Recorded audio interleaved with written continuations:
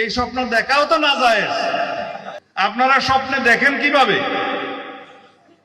স্বপ্ন দেখারও তো একটা সীমারেখা আছে। এখন আমাকে অনেক কথা বলে যে এত ভোট পেয়েছিলাম, আমরা নিয়ে যাওয়া হয়েছে। আপনারা স্বপ্নে দেখেন কিভাবে? স্বপ্ন দেখারও তো একটা সীমারেখা আছে।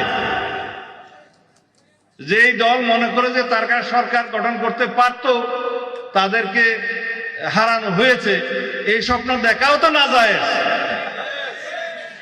একটা হক, একটা সীমারেখা থাকে।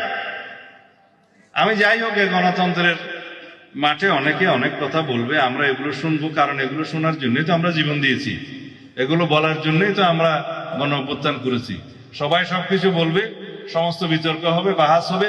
আসুন ভাই, সব জাতীয় সংসদের ভিতরে ঢুকে যাই, ওখানে সমস্ত বিতর্ক হবে এবং আলাপ আলোচনার মধ্য দিয়ে যেটা জনগণ চাইবে, যেটা আইনানুগ হবে, যেটা সাংবিধানিক হবে, সেটা আমরা গ্রহণ করব।